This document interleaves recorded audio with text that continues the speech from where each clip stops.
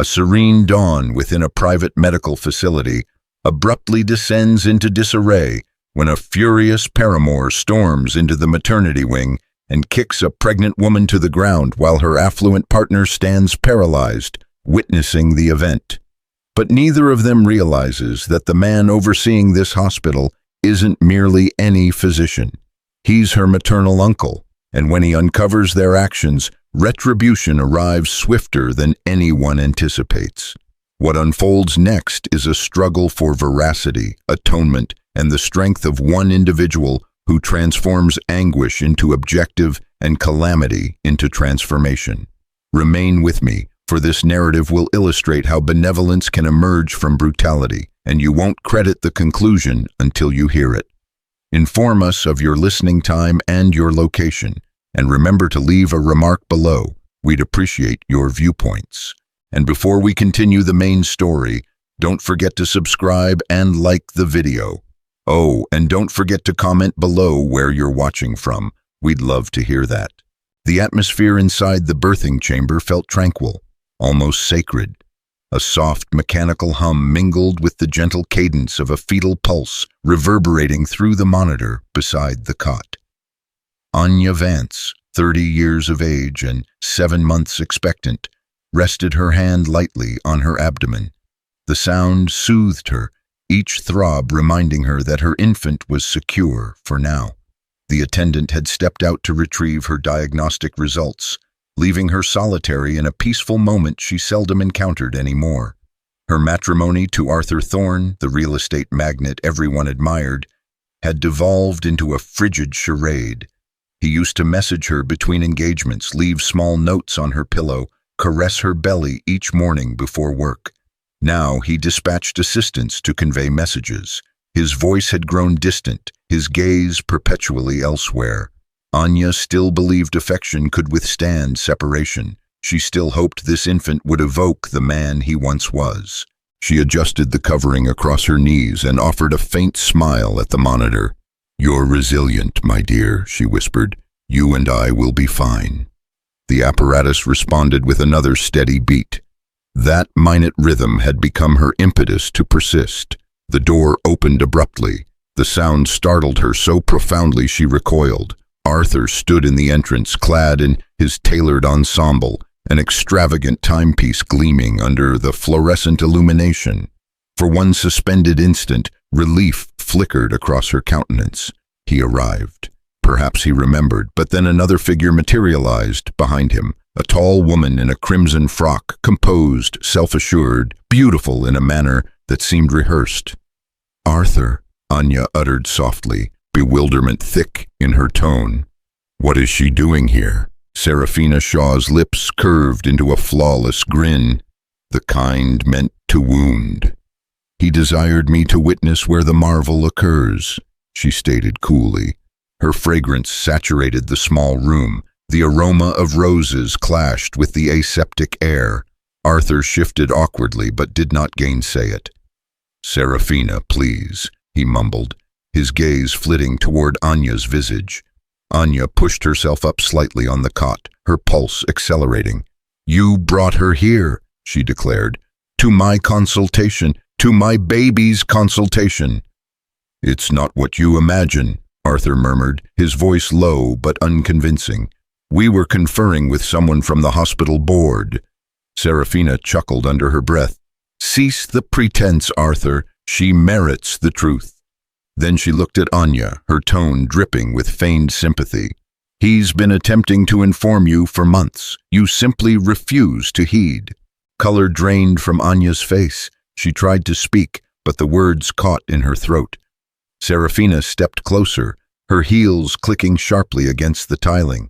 "You believe carrying his offspring will retain him," she declared. "That's endearing, but pitiable." Arthur finally spoke, his voice trembling between culpability and vexation. "Serafina, enough." "No, no," she retorted. "You've permitted her to manipulate you long enough." Her eyes flicked toward Anya.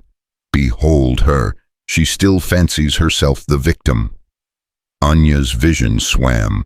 She could feel her heart thudding too rapidly, her skin damp with perspiration. Please desist, she whispered to Mambrid. I cannot manage this presently.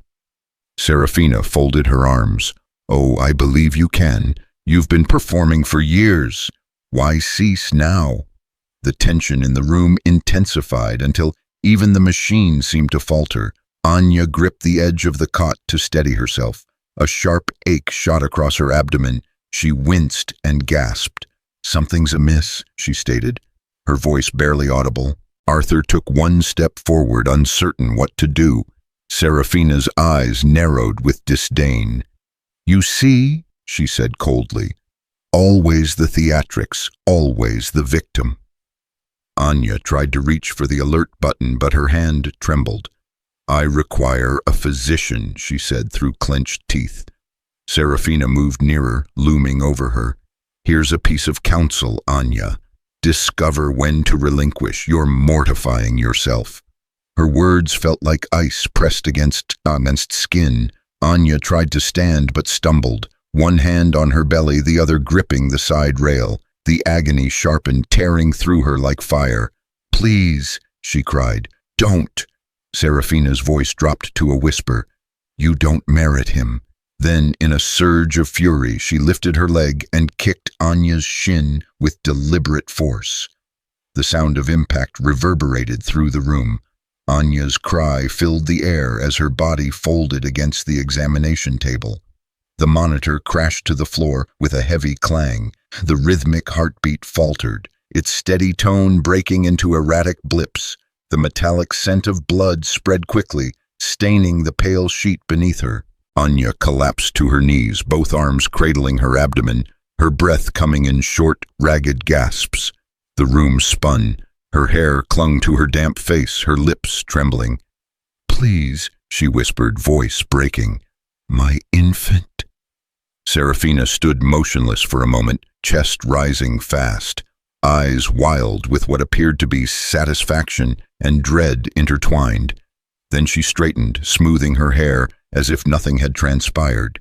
Her reflection in the metal cabinet stared back at her, composed, detached, untouched. Arthur remained frozen near the door, face drained of color, unable to comprehend what had just transpired. The man who once pledged protection now couldn't move. His wife was on the ground bleeding, the woman beside him breathing hard, her red frock glowing under harsh fluorescent light, like a wound that refused to close. Anya tried to crawl toward the corner of the cot, reaching blindly for the monitor cable, as if the sound of her baby's heartbeat could save them both. But the machine lay broken, silent. All she could hear was her own pulse, fast and uneven. She lifted her head toward Arthur, eyes full of disbelief. You permitted her to do this, she whispered. You stood there. Arthur opened his mouth, but no words came. Serafina turned to him and said calmly, She brought it upon herself. Her tone was smooth, her voice steady, but her hands trembled slightly as she adjusted her wristband. The falsehood hung heavy in the air, as sharp and venomous as the truth itself. Anya's vision dimmed at the edges. She lowered her head, both hands pressed over her belly. Her body shook with silent sobs, each one weaker than the last. The room smelled of blood and perfume. The light flickered once, as if the world itself had blinked in disbelief. In that moment, nothing else existed, not the passageway outside, not the existence she once envisioned, not even Arthur's face. There was only the sound of her shallow breathing and the burden of what had just occurred. And in that dreadful silence, as Anya's tears touched the cold tile floor, something inside her shifted forever. The sound of crashing metal had barely faded when the first scream echoed down the corridor. A nurse burst through the door, stopping cold at the sight of blood on the tile, and Anya curled on the floor. For a moment, time fractured into chaos. Another nurse followed, shouting directives, and the quiet maternity wing erupted into confusion. Summon a physician, someone yelled. The alarm button flashed red. Within seconds, voices filled the hallway, and the aseptic calm of the hospital dissolved into panic. Serafina stood frozen beside the examination table, her hands trembling, her mind racing to construct the narrative that might preserve her. She fell, she said quickly. I attempted to assist her. She lost her equilibrium. Her voice shook, but her words came smooth, rehearsed. The initial fabrication was always the simplest. Arthur knelt beside his wife, his suit stained dark with blood. "Anya, can you hear me?" he inquired, his voice breaking. Anya's eyes fluttered open, her breathing shallow. "Aid the baby," she whispered. "Please." The nurse pressed her hand to Anya's pulse, eyes widening at the rapidity of her heartbeat. "Fetch a stretcher," the nurse commanded. "We're losing time." Okay, my dear viewers, if you're watching and find this story interesting, comment number 1 or comment "I'm still here" to continue listening. The corridor filled with footsteps, radio transmissions, and gasps from onlookers. Visitors and patients peered from their rooms as whispers disseminated. Everyone desired to know what had transpired inside room 7. One woman claimed she heard shouting. Another swore she saw a man and a woman arguing. By the time security arrived, the narrative had already twisted into hearsay. Serafina straightened her posture, wiping invisible dust from her dress. "This is ludicrous," she declared, her voice steadying. "She's unstable. Everyone knows she's been under duress." The security officer stepped forward. "Ma'am, I need you to remain here until we obtain statements." "Statements?" she repeated, feigning indignation. "I'm the one who tried to aid her. You ought to be thanking me." Arthur looked up, his expression dazed. "Just let them work," he mumbled, his voice devoid of conviction, each word hollow. Anya was lifted onto the stretcher. Her blood left small smears across the white sheet as nurses hurried her toward the emergency wing. The monitors beeped rapidly, filling the hallway with a sound that made everyone pause and gaze. "She's hemorrhaging," one nurse whispered. "Where's the obstetric team?" Serafina watched them vanish down the corridor, then turned toward Arthur. "If anyone asks," she prompted, "that's what occurred. You witnessed it yourself." He stared at her, disbelief and apprehension mixing in his eyes. "Serafina, I cannot falsify this." "You don't have to lie," she snapped quietly. "You just have to prevent her from ruining your existence. Do you desire the board to learn you permitted your wife to cause a public spectacle in a hospital? Consider your standing." His standing. The words impacted him more profoundly than truth ever could. For years, everything he constructed rested on command. Command of his image, his prosperity, his flawless existence.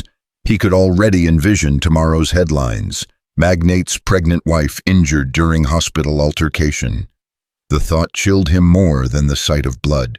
When the elevator doors closed around Anya and the nurses, the noise in the hallway shifted from urgency to gossip. Phones appeared in hands. Someone whispered, "That's Arthur Thorne, isn't it?" Another voice replied, "Yes, from Thorne Development, his wife's expectant."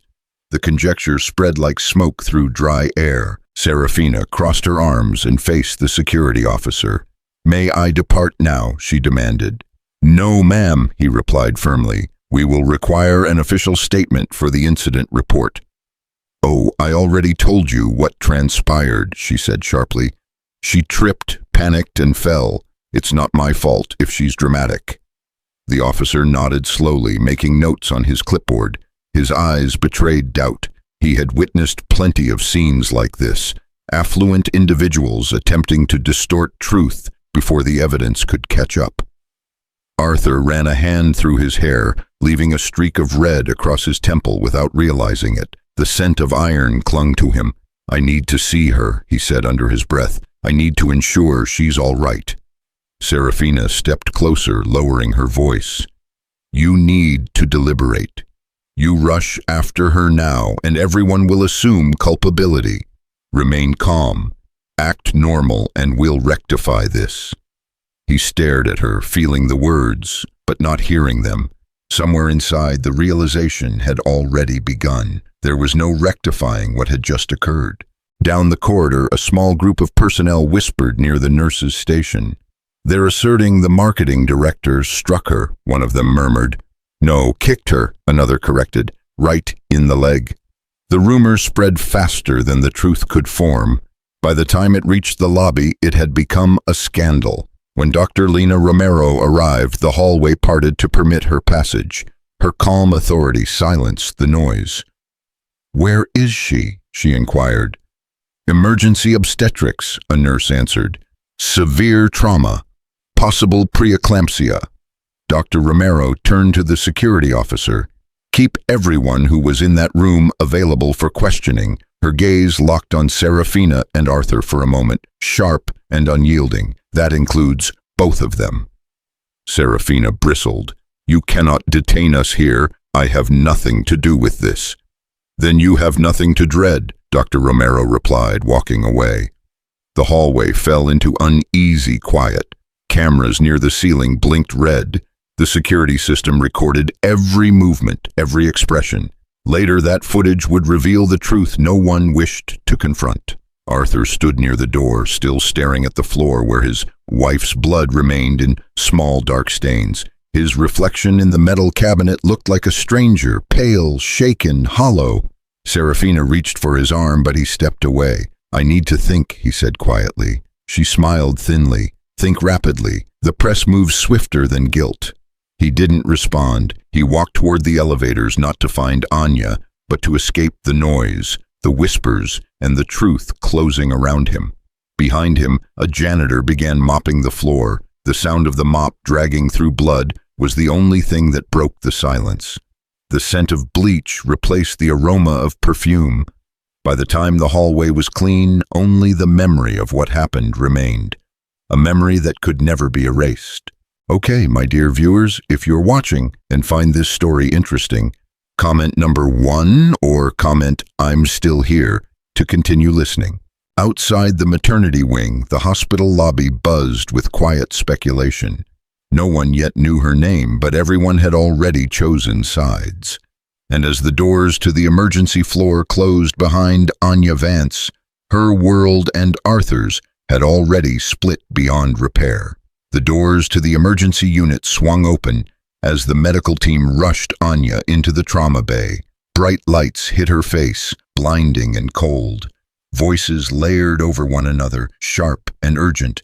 Pressure dropping, pulse unstable. "We need fluids now." Her body trembled uncontrollably as she clutched the sheet beneath her fingers. Somewhere deep inside, she still heard the faint echo of her baby's heartbeat through the portable monitor. It was weak but steady, a sound fighting to exist. Dr. Alistair Finch moved fast, gloved hands hovering over Anya's abdomen. "Get me her vitals, set up an IV line. I want obstetrics and anesthesia here immediately."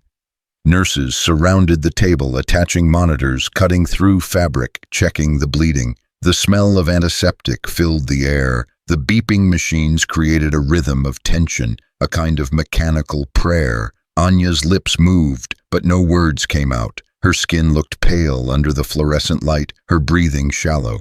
"Stay with me, darling," one nurse whispered, wiping sweat from her forehead. "You're going to be all right."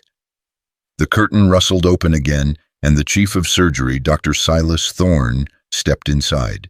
His silver hair and calm presence brought an instant hush to the room. He had been the hospital's director for 15 years, a man known for discipline, not sentiment. But as he looked at the woman on the bed, his composure shattered. For a moment, he froze. "Lena," he said quietly. "What's her name?" "Anya Vance," the doctor replied without looking up. 30 years old, 7 months pregnant, blunt trauma to the abdomen, possible internal bleeding. The name struck him like lightning. His eyes widened. "Repeat that," he said. "Anya Vance," she repeated, still focused on the monitor. He stepped closer, staring at the patient's face, the curve of her jaw, the faint scar near her eyebrow, the one he remembered from childhood summers. "Oh my God," he whispered. "She's my niece." The staff exchanged startled glances, unsure how to react. But Dr. Thorne straightened quickly, pulling his mask into place. "Nobody leaves this room," he ordered. "We do everything we can to save her and that baby." His tone left no room for hesitation. Anya's eyes fluttered open, unfocused at first, then filled with confusion. "Uncle Alistair," she breathed weakly. He leaned down, his gloved hand brushing against hers. "I'm here, sweetheart," he said, voice thick with emotion. "You're safe now, I promise."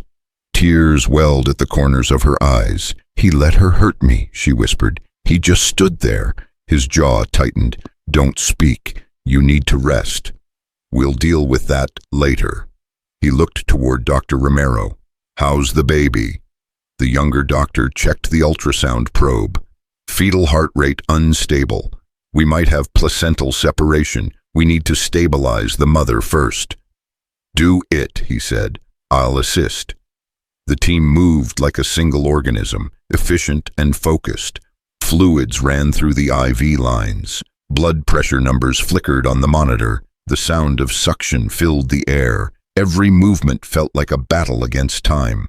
Outside the operating area, word of the emergency began to spread. Hospital staff whispered in corners, wondering why the director himself was assisting in a trauma case.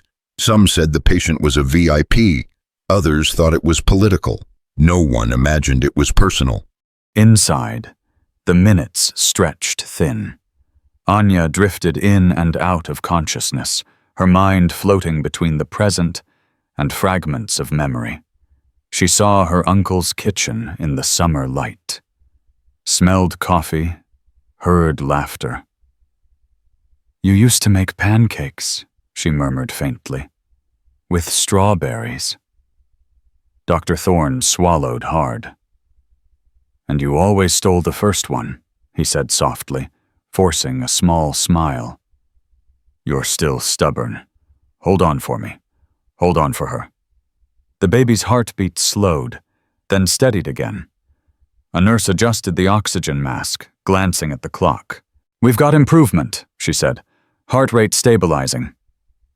Relief washed through the room like a collective exhale. Dr. Romero looked up. "We're not out of danger yet, but she's responding." Dr. Thorne closed his eyes for half a second, whispering something only he could hear. Then he refocused, his voice calm and firm. "Prepare for ultrasound imaging. I want to see internal damage before we move forward." For the next 20 minutes, silence ruled, except for the hum of machines and short bursts of medical instructions. Sweat beaded across foreheads. The air felt heavy, thick with urgency and hope intertwined. At last, Dr. Romero nodded. "She's stable enough for now. We'll monitor closely.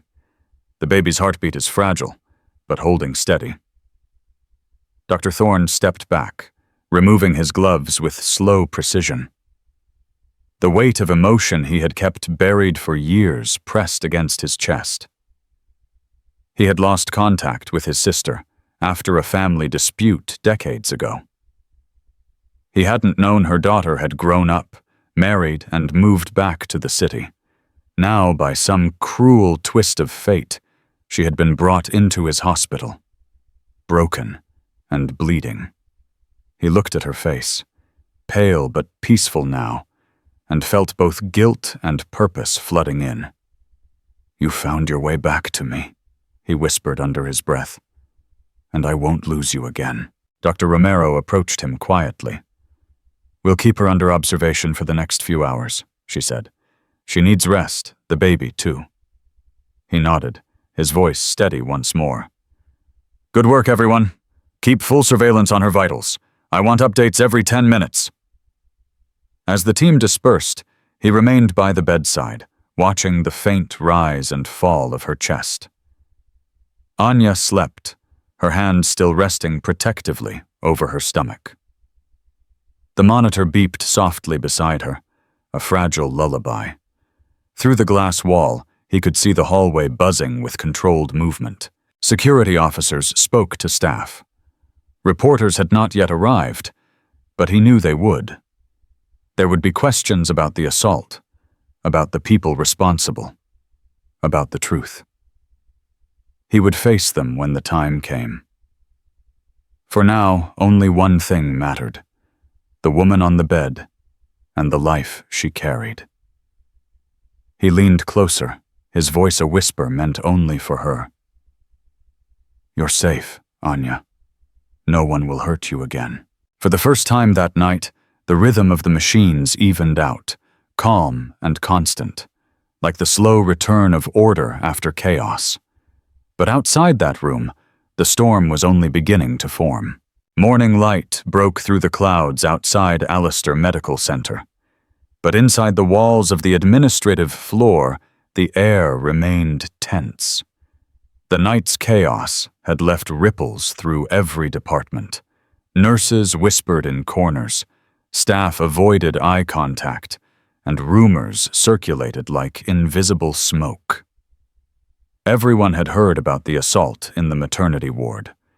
No one dared speak about the fact that the hospital's director had been inside the trauma bay all night. Dr. Alistair Finch stepped into his office, his shoulders heavy with exhaustion. He had not slept yet. His mind was sharp, fueled by anger and responsibility. On his desk lay a preliminary report detailing the incident. At the bottom of the page were two familiar names, Arthur Thorne and Seraphina Shaw. He read them twice, each letter tightening his jaw. He pressed the intercom button. "Find both of them," he told his assistant. "Bring them to conference room B. I want security present." His voice was calm, but absolute. No one questioned his tone. Downstairs, Seraphina sat in the waiting area outside administration. Her red dress from the previous night looked out of place under the sterile lights. The color that once gave her confidence now drew stares. Beside her, Arthur sat in silence, his hands clasped, his eyes hollow. The sleepless hours had stripped the arrogance from his face. The silence between them was louder than any accusation. The door opened, and a security officer gestured for them to follow. "Dr. Finch will see you now." They entered the room together. The blinds were half drawn, letting in a narrow beam of morning sunlight that cut across the polished table. Dr. Finch stood at the far end, his posture straight, his expression unreadable. The silver in his hair caught the light, lending him a quiet authority that filled the space before he even spoke. "Sit down," he said. His voice was steady but cold. Seraphina crossed her arms but obeyed. Arthur hesitated, then followed. Dr. Finch studied them for a long moment before speaking again. "You both understand why you're here." Seraphina forced a tight smile. "We already explained what happened. It was an accident. She slipped." He raised an eyebrow. "An accident," he repeated slowly. "Then explain to me why there's a security report detailing visible bruising consistent with impact, and why my staff had to clean blood from the exam room floor." Seraphina's mouth opened, then closed again. "I didn't touch her," she said. He turned his attention to Arthur. "And you, Mr. Thorne, were you a witness to this accident?" Arthur's eyes flickered toward Seraphina before meeting the doctor's gaze. "I didn't see everything," he said quietly. "It all happened fast." Dr. Finch took a step forward. "Let me make something clear. This is not a social scandal. This is a criminal matter that took place inside a medical facility. A pregnant woman was injured under my roof. I don't care how much money you have or how influential your name is. You will answer for it." Seraphina shifted uncomfortably in her chair. "Are you threatening us?" she asked. He leaned forward slightly, his tone even sharper. "No, I'm reminding you that my responsibility is to the law, not to people who think they're above it." The words hung in the air. Arthur swallowed hard, unable to respond. Dr. Finch turned to the security officer standing by the door. "I want all surveillance footage from the maternity corridor and room 7 reviewed immediately. Forward a copy to the police liaison. I'll handle the rest."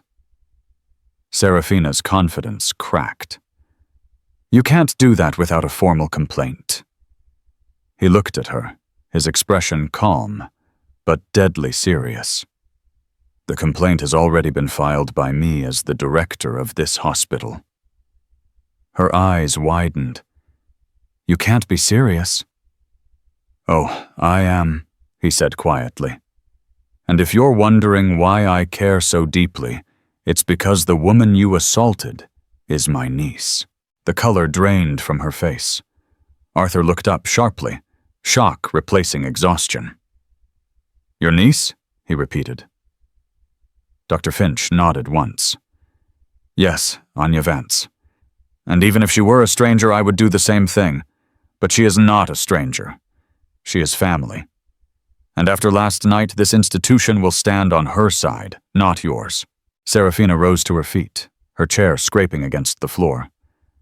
This is absurd. You're biased. You can't run an investigation when you're personally involved. He didn't move. Then you're free to take that argument to court. I welcome it. Arthur finally spoke, his voice trembling.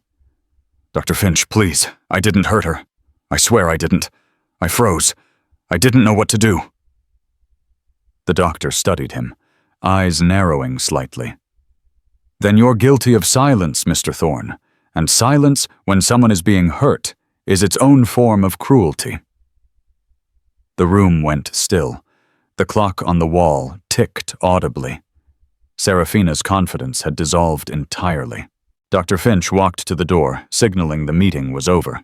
Security will escort you out. Both of you are prohibited from entering the maternity ward or contacting any member of the medical team until further notice. Serafina started to protest, but he raised his hand. Enough. I've heard enough lies for one morning. The next time you speak, it will be to the authorities. The officer stepped forward. Arthur stood slowly, shoulders slumped, the weight of guilt pressing down harder than pride ever could. Serafina hesitated, then turned sharply and left the room without looking back. When the door closed behind them, Dr. Finch exhaled for the first time in hours. He walked toward the window, staring down at the parking lot below. Ambulances came and went. Life continued outside, indifferent to the storms inside. He placed a hand on the windowsill, his reflection faint in the glass. You're safe now, Anya, he murmured to himself. And I won't let them near you again. The morning sun brightened slowly, touching the edge of the city beyond. For the first time since the attack, the hospital felt steady again, anchored not by fear, but by the authority of a man who had finally chosen what was right. But deep in his chest, Dr. Finch knew this was only the beginning. The world outside these walls was waiting for answers, and soon justice would have to leave the hospital and face the public. The first light of morning filtered through the hospital blinds, casting soft, golden lines across the recovery room. Machines hummed quietly, their steady rhythm filling the silence like a heartbeat made of electricity and hope. Anya Vance opened her eyes slowly. The world looked blurred at first, hazy from medication and exhaustion. She felt something warm wrapped around her hand. When her vision cleared, she saw her uncle, Dr. Alistair Finch, sitting beside the cot, still in his white coat. His eyes were tired but gentle, the kind that spoke of sleepless hours and unbroken resolve. "Uncle," she whispered, her voice thin and cracked. He leaned closer, squeezing her hand. "You're awake," he said softly. "You're safe now." Her lips trembled. "The baby?" His eyes softened, and for a moment the stern hospital director vanished, replaced by the man who once taught her how to ride a bicycle and patch-scraped knees. "She's holding on," he said. "Her heart is strong. You both made it through the night."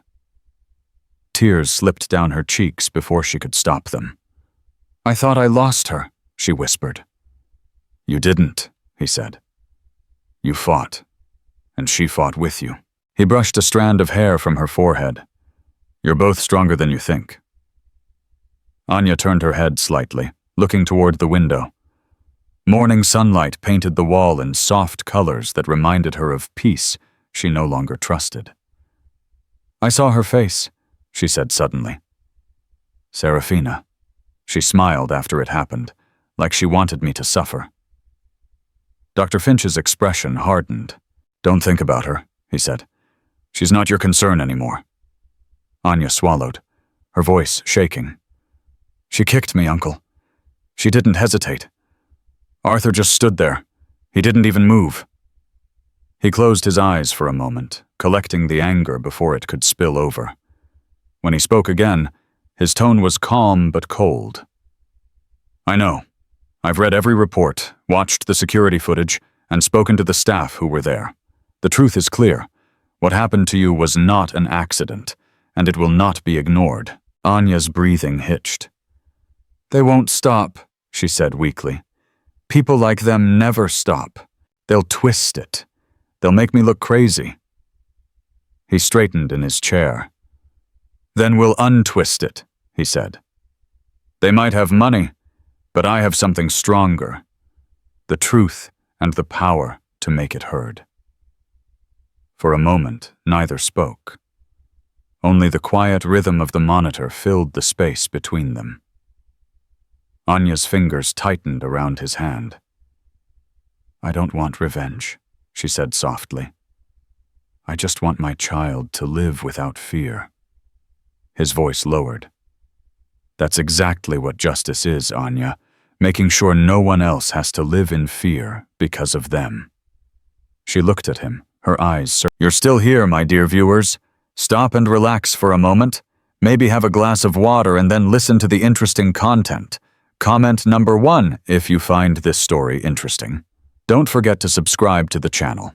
The city woke restless. Morning news anchors spoke in urgent tones as headlines flashed across every screen. Violence in Alistair Medical Center. Pregnant woman assaulted by business executive's associate.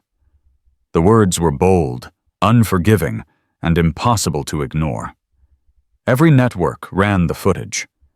Every radio host dissected the story, and social media burned with outrage. In less than 12 hours, Serafina Shaw's name had become a synonym for cruelty. Inside her downtown apartment, the walls of glass reflected her face from a dozen angles. She stood barefoot in front of the television, her crimson robe loose at the shoulders, her hair unkempt from a sleepless night. The news replayed the hospital corridor footage. Though the camera caught only fragments, it was enough. A figure in a red dress, a sudden movement, a body collapsing, the audio of Anya's cry, faint but unmistakable, echoed through the room. Serafina grabbed the remote and muted the sound, but silence didn't save her. Her phone vibrated again and again on the counter, lighting up with messages. Some from reporters, some from sponsors, some from numbers she didn't recognize. Every notification felt like a bruise. She poured herself a glass of white wine and tried to steady her breathing. It will blow over, she whispered to her reflection in the glass wall. It always does. But even as she said it, her voice faltered. On the opposite side of town, the boardroom of Thorn Development was in chaos. Arthur sat at the head of the long marble table surrounded by his partners and legal advisors. Charts of plunging stock values glowed on the wall screen. We're down 20% in a single day, one of the directors said. The media won't let go of it. You need to make a public statement. Arthur rubbed his temples. I already said I wasn't involved.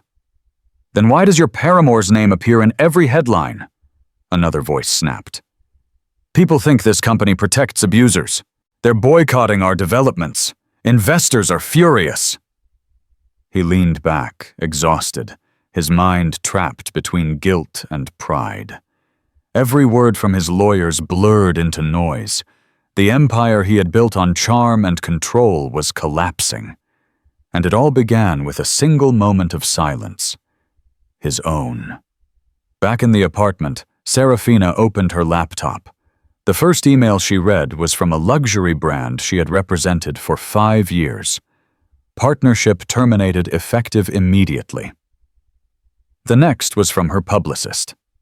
Crisis team recommends temporary social media deactivation and legal defense strategy. The polite tone made it worse. Her life was being erased through formal sentences and polite signatures. She scrolled through her online profiles. Thousands of comments flooded each post. Once her name was celebrated for beauty and ambition, now it was cursed in every language imaginable. "Monster, how could you kick a pregnant woman? You belong in prison." Her hand shook as she closed the laptop. "They don't know the truth," she muttered. They didn't see what really happened. But even she no longer believed the lie. By afternoon, reporters had gathered outside her apartment building. Cameras flashed as she stepped into the lobby, with sunglasses hiding her swollen eyes. "Miss Shaw," one shouted, "do you have anything to say about the assault?" Another yelled, "Was the victim your lover's wife?" The questions came like stones. She pushed past them, but the sound of her name followed her down the street. Her lawyer met her in the car. "Damage control starts now," he said. "We'll claim emotional distress. Say you were provoked. We can use your medical history to show temporary panic." Serafina stared out the window. "You mean lie?" "Call it narrative," he replied. "Right now, truth doesn't matter. Perception does." She turned her head, watching the blur of city lights. "They already decided what I am," she said quietly. "No narrative will change that." At a nearby cafe, 2 women scrolled through their phones, whispering. "Look, that's her," one said, showing a picture of Serafina taken that morning. The other shook her head. "She should be in jail. Poor woman in the hospital. I heard she almost lost her baby." The words carried, drifting through the air like smoke. Serafina heard them as she passed by. For the first time, she felt the sting of being seen not as admired, but as despised. She walked faster, heart pounding. By evening, the official hospital statement went public. Dr. Finch's words appeared on every major network. Alistair Medical Center stands for truth, compassion, and accountability. We will cooperate fully with law enforcement to ensure justice for Mrs. Anya Vance. His voice was measured, but the moral authority behind it was devastating. It left no room for denial. Sponsors withdrew completely. Her modeling agency suspended her contract. The charity gala she was supposed to host next month replaced her with another ambassador. The speed of her erasure was surgical.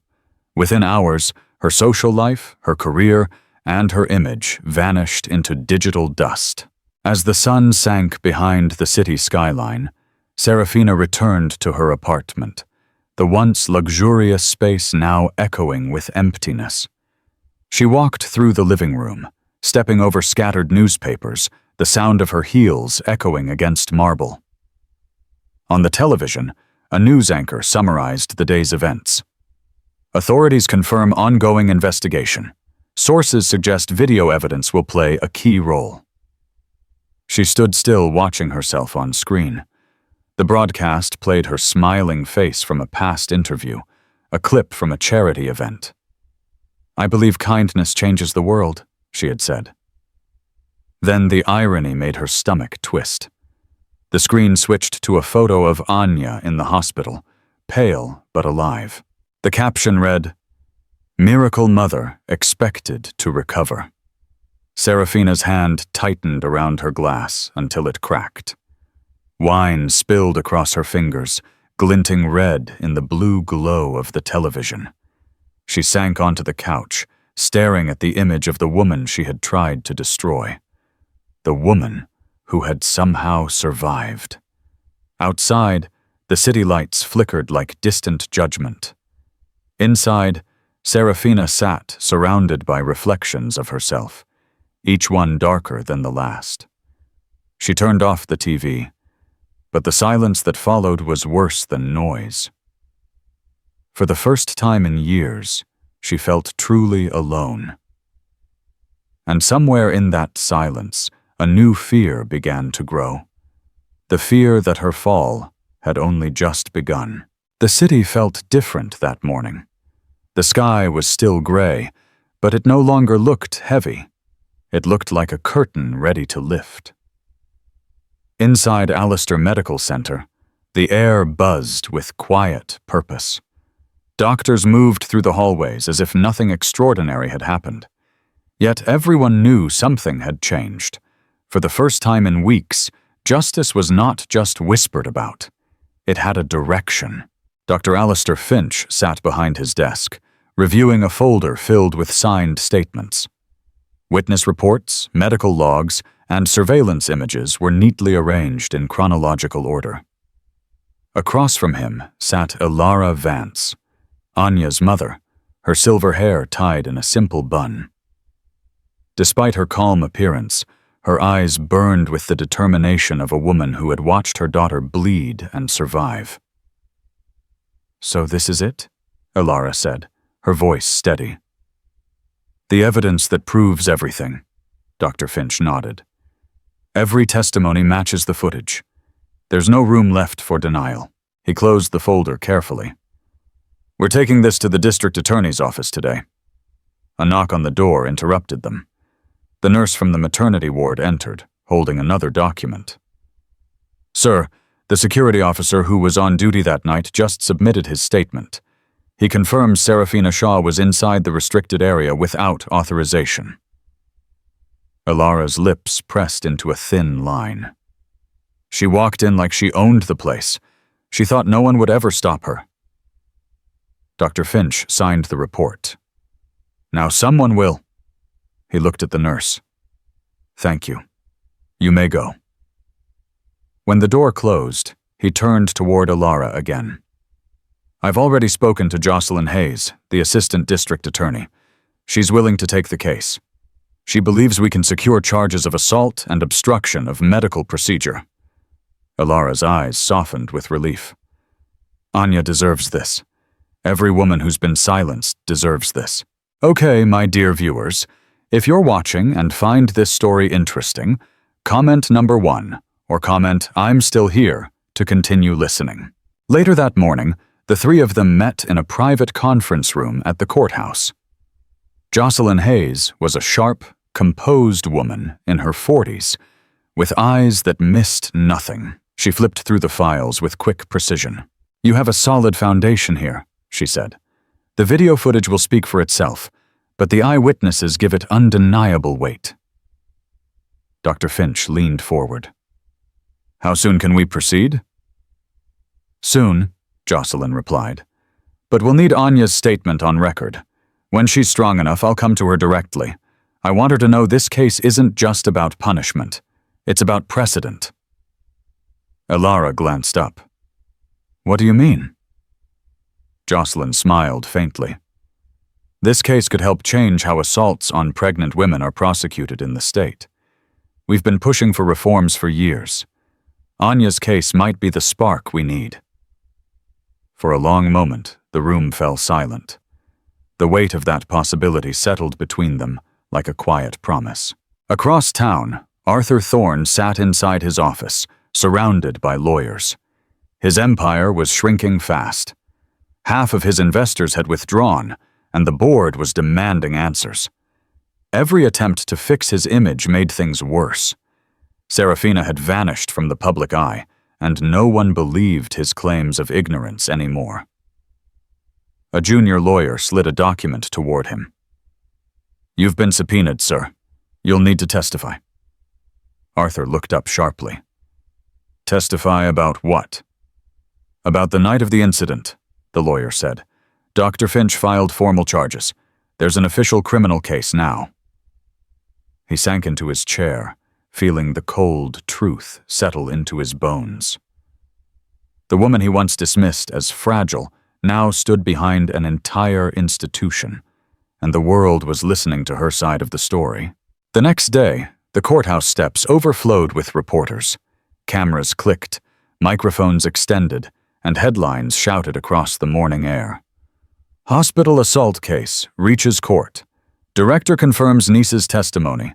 Public calls for accountability. Inside, the tension was electric.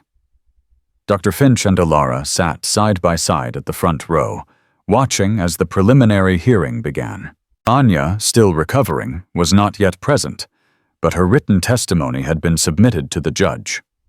The prosecution outlined the evidence with calm authority. When the video footage played, the courtroom fell silent. The faint audio of Anya's cry echoed against the marble walls. Serafina sat at the defendant's table, her face pale under the harsh lights. She wore a black suit, her usual confidence replaced by defiance, thinly veiled as composure. Her lawyer objected repeatedly, but the objections only highlighted the weight of the evidence. Arthur sat behind her, summoned as a witness. His jaw clenched as he watched the screen. He had convinced himself that silence could protect him, that neutrality would keep his hands clean. But as the footage played, neutrality turned into guilt, captured forever in his stillness. When the hearing ended, the crowd outside erupted into noise. Protesters held signs demanding justice. Cameras followed every movement, every reaction. For the first time, the story no longer belonged to rumor. It belonged to truth. Alara stepped out of the courthouse with quiet dignity, shielding her face from the flashes. Reporters shouted questions. "Mrs. Vance, how is your daughter? Do you believe justice will be served?" She paused, looking directly at the cameras. "My daughter survived something no woman should endure. Justice isn't a belief, it's a necessity." Her voice carried strength that silenced even the most persistent reporter. Across the plaza, Arthur exited through a side door, escorted by his lawyer. A group of onlookers recognized him immediately. Someone shouted his name. Another called him a coward. He kept his head down, his polished shoes splashing through puddles as if each step carried shame instead of power. From the car parked across the street, Dr. Finch watched the scene unfold. Alara sat beside him, her hands folded tightly in her lap.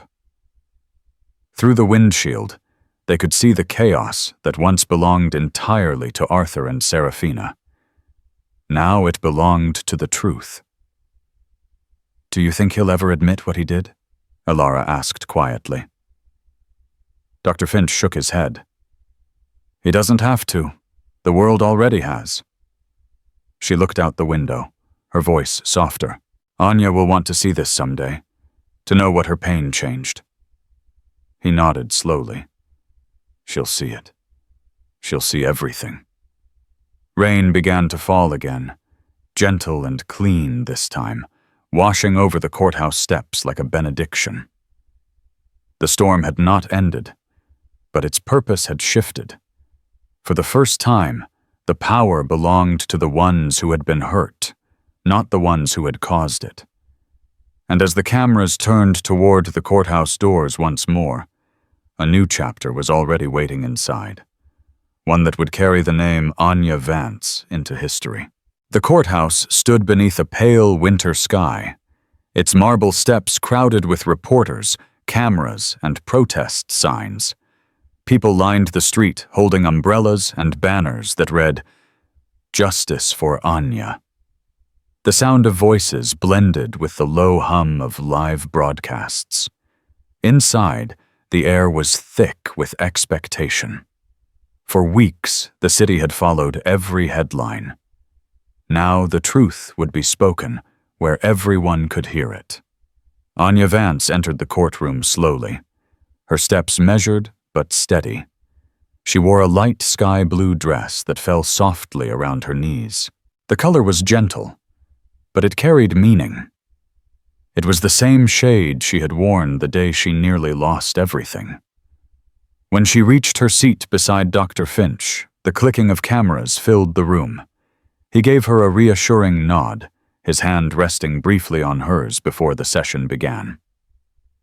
Justice Evelyn Reed presided with calm authority. Her voice carried easily across the packed chamber. This court is now in session. The case of the state versus Serafina Shaw. The murmurs died instantly. Assistant District Attorney Jocelyn Hayes rose first. Her presence commanded attention. "Your Honor," she began, "this case is not about wealth, image, or influence. It is about violence. It is about a woman who believed she could harm another and walk away untouched." She walked toward the jury box holding a single sheet of paper. "The evidence will show that Serafina Shaw entered a restricted hospital ward, confronted Mrs. Anya Vance, and intentionally caused bodily harm to both her and her unborn child." Every word landed like a strike against the quiet. On the opposite side, Serafina sat beside her lawyer, her expression unreadable. She wore a black suit, her hair tied tightly back, but the confidence that once defined her had vanished.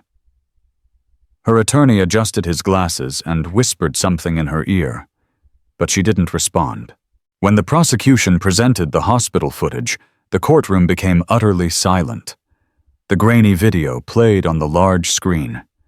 Serafina stepping forward, Anya falling. The sound of a cry filled the room. Some jurors looked away. Others clenched their jaws. Jocelyn spoke again.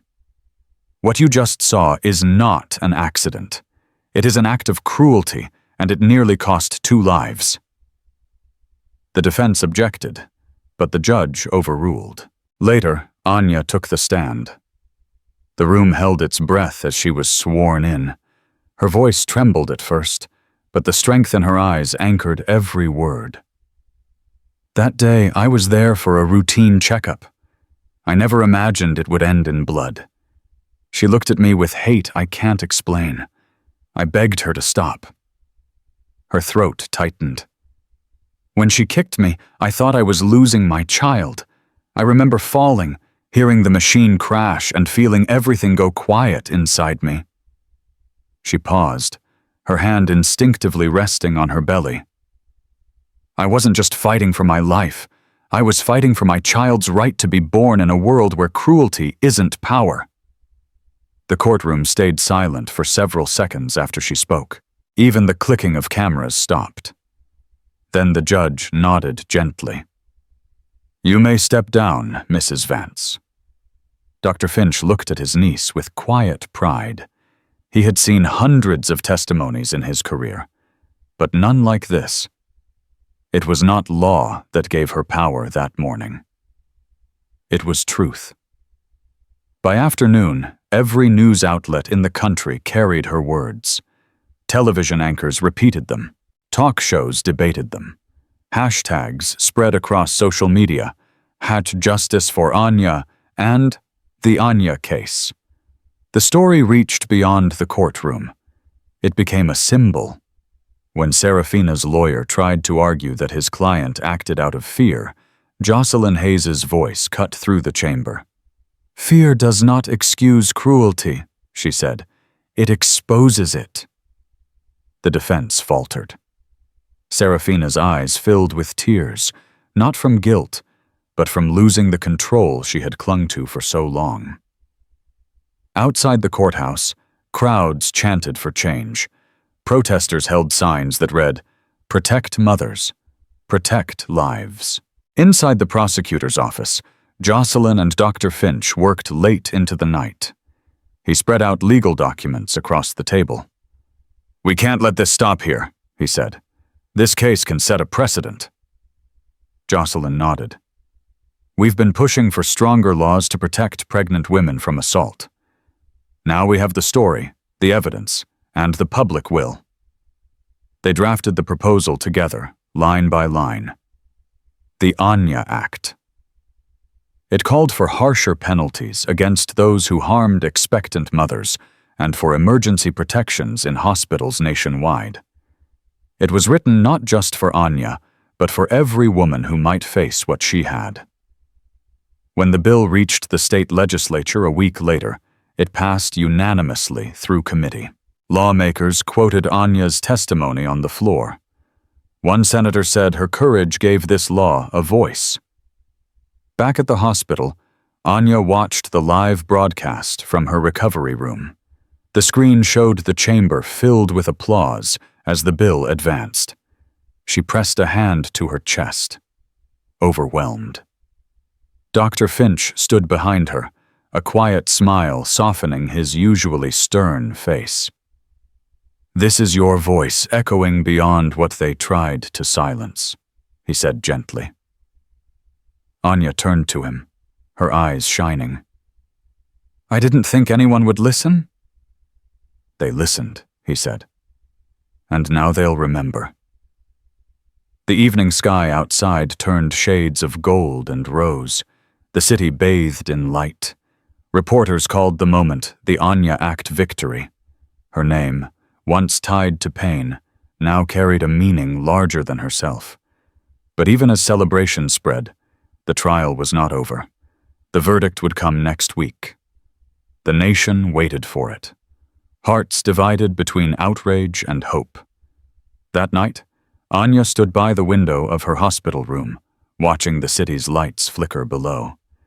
She touched her belly gently, feeling the faint movement of life. "Tomorrow," she whispered, "justice won't just be an idea. It will have a name." Outside, the courthouse clock struck 9, each chime echoing through the cold night air, counting down to the morning when the world would finally hear the verdict. The courthouse was silent when the verdict came. Even the air seemed to hold its breath. Rain tapped gently against the tall windows, soft enough to sound like a heartbeat. Anya sat between Dr. Finch and her mother Ilara, her hands clasped tightly in her lap. The entire nation was watching. Every network carried the broadcast live. After weeks of testimony, tears, and headlines, everything came down to this moment. Justice Reed adjusted her glasses and looked at the jury. "Has the jury reached a verdict?" The foreperson stood, paper trembling in his hands. "We have, Your Honor." He handed the document to the bailiff, who passed it to the judge. A pause filled the room. Brief, but unbearable. "In the case of the state versus Serafina Shaw," the judge read, "we find the defendant guilty on all counts: aggravated assault, intentional harm, and obstruction of medical procedure." A sound escaped the crowd, a mix of gasps and quiet sobs. Anya closed her eyes as tears welled up. For the first time in months, she felt the weight inside her chest lift, replaced by something that felt like breath, like release. The judge continued, "Given the severity of the crime and its impact, this court sentences the defendant to 8 years in state prison with no possibility of parole for the first 5. Restitution and community service will follow upon release." Serafina sat frozen, her face pale. The camera lights captured every flicker of disbelief that crossed her features. Her lawyer whispered something in her ear, but she didn't respond. For years, she had controlled the narrative with charm and manipulation. Now the story had slipped entirely from her hands. Justice Reed turned to Arthur Thorne. "Mr. Thorne, as a witness and former spouse, this court finds your behavior negligent, morally reprehensible, though not criminal. However, your silence contributed to the harm done. The civil proceedings against you will continue under separate jurisdiction." Arthur lowered his head. His once impeccable composure was gone. Outside the courthouse, protesters chanted his name alongside hers, demanding accountability. The empire he had built on reputation and charm had crumbled into dust. The judge's final words echoed through the chamber. This case has reminded us that justice is not for the powerful, but for the truthful. Court is adjourned. The gavel struck once. The sound cut through the silence like thunder breaking a long night. Reporters surged forward as security escorted Serafina out. Cameras flashed. She shielded her face, but there was no escaping the glare. Her heels clicked against the marble floor, each step echoing like a countdown to oblivion. Outside, rain mixed with the light of flashbulbs, blurring her silhouette into something ghostly. Arthur followed moments later, his lawyer beside him, his head lowered. He ignored the shouts and the microphones. The crowd's anger was louder than any question. "You let it happen!" someone yelled. "She could have died!" He didn't respond. The sound of his silence had already become his confession. Inside the courtroom, Anya remained seated. The reporters had moved on, the chaos fading to murmurs. Dr. Finch reached for her hand. "It's over," he said softly. She shook her head, tears streaming freely now. "No, it's beginning." He smiled faintly. "Then let this beginning be yours." Elara stood beside them, her eyes glistening. "You did it, sweetheart. You turned pain into something greater." As they walked out together, the crowd outside parted like water around a stone. Cameras turned, not on the guilty, but on her. For once, the attention didn't feel invasive. It felt earned. Reporters shouted questions. "Mrs. Vance, how do you feel?" Anya paused, her voice steady. "Grateful," she said. "For life, for truth, for every woman who stood with me, even when I couldn't stand for myself." Her words traveled far beyond the courthouse steps. They aired across the country within minutes, replayed on news loops, quoted in headlines. Grateful for life, for truth. The phrase became a symbol of grace and victory. 2 weeks later, the world shifted again. The hospital room smelled faintly of flowers and rain. Anya lay on the bed, her face pale but radiant. Machines beeped softly around her, steady and calm. Dr. Finch stood beside her, holding her hand as he had on the night she almost lost everything. "You did well," he said quietly. "Both of you." The nurse smiled as she placed the small bundle into Anya's arms. The baby stirred, a faint whimper breaking the silence. Anya looked down at her daughter's face, pink, tiny, perfect, and the tears she had held back for so long finally fell. "She made it," Anya whispered. "She really made it." Elara entered quietly, her voice trembling with emotion. "What will you name her?" Anya smiled through her tears. "Hope," she said. "Because after everything, that's what's left." The room filled with gentle laughter and the sound of a newborn breathing. Outside, the sky cleared for the first time in days. Sunlight poured through the hospital window, warming Anya's face and the child resting against her chest. Dr. Finch looked at them, pride softening the lines of his face. "Your story will change lives, Anya. It already has." She glanced up at him. "It wasn't just mine, it was ours. You, Mom, Jocelyn, everyone who refused to stay silent." He nodded. Emotion caught in his throat. "Then promise me something. When the world asks you what justice felt like, tell them it sounded like her heartbeat." Anya looked down at the baby again, her tiny fingers curling around her own. "I will," she said. "I'll tell her everything." For a long time, no one spoke. The room was filled only with light, quiet, and the faint rhythm of life reborn. Outside, reporters waited, unaware of the miracle unfolding behind the glass. Inside, the woman who had once been broken by cruelty now held in her arms the purest proof that love could survive anything. Anya kissed the top of her daughter's head. "Welcome home, Hope," she whispered. "You're the reason the world still believes in mercy." Through the window, sunlight struck the hospital's nameplate where a new plaque had been added that morning, dedicated to survivors of violence and to the power of truth. The light reflected across the walls, bright and endless. Tomorrow, the story would move beyond headlines and courts. It would belong to every woman who refused to be silenced. A year passed, and the world had changed. The city that once whispered about tragedy now spoke of renewal. Outside Alistair Medical Center, the morning air was crisp, touched with the scent of rain. The bronze plaque by the entrance caught the light of the rising sun. The Anya Vance Healing Wing, dedicated to the strength of survivors. Inside the lobby, the rhythm of the hospital felt different. It no longer carried the echo of panic and fear. It pulsed with life, calm and steady.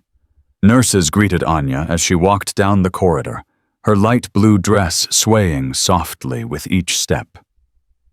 A small girl toddled beside her, clutching her hand, her laughter bouncing off the white walls. Hope had her mother's eyes, deep and steady, and her father's faint dimple when she smiled. The sight of her brought smiles from everyone they passed. Anya carried a folder under her arm labeled Patient Advocacy Program. She now worked as a consultant, helping women who face trauma and recovery, guiding them through the very halls where she once fought for her life. When she reached the new conference room, Dr. Finch was already waiting. His hair had grown a little grayer, but his energy remained sharp. "You're early," he said with a smile. "I had help," she replied, glancing down at Hope, who was busy playing with a stethoscope someone had dropped. He chuckled. "Looks like we found our next doctor." Hope looked up at him and giggled. "Uncle Alistair," she said, the words bright and clear. He bent down to pick her up, his face softening completely. "You have no idea how much light you bring, little one." Anya smiled, watching them. "She doesn't just bring light," she said. "She reminds me what it means to stay alive." They sat together in the meeting room, reviewing plans for the hospital's new outreach program. The initiative, funded by grants and private donations, would provide legal and psychological aid to women affected by domestic or medical abuse. Dr. Finch leaned back, folding his glasses. "We've already received requests from other hospitals. They want to model their programs after ours. You've started something that will outlast all of us." Anya looked out the window where the sun climbed higher over the skyline. "It wasn't just me. It was you, Mom, Jocelyn, everyone who refused to let it end with a verdict." He nodded, pride glimmering behind the exhaustion of endless work. "Still, it took courage to walk back into this building. Most people would have run from it forever." She smiled faintly. "Maybe I needed to come back to prove it no longer controls me." A soft knock came at the door. Elara entered, holding a bouquet of white lilies. "You two have turned this place into a symbol," she said warmly. "It's strange, walking into this hospital and feeling peace instead of fear." Anya stood to hug her mother. "You were the first one who believed this wasn't the end," she said. "You were right."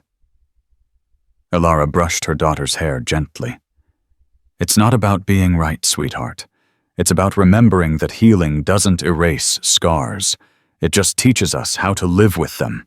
Later that afternoon, they held a small ceremony to dedicate the new wing. Reporters attended, but this time there were no flashing lights, no chaos, only quiet applause. As Dr. Finch introduced Anya to the podium, she took a deep breath, the baby blue fabric of her dress glowing softly in the sunlight streaming through the tall windows.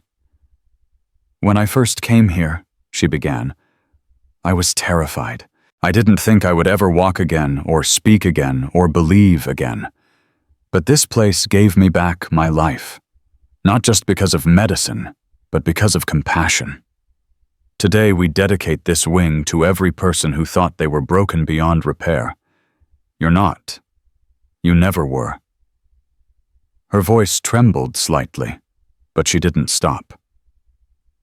"My daughter was born in this hospital.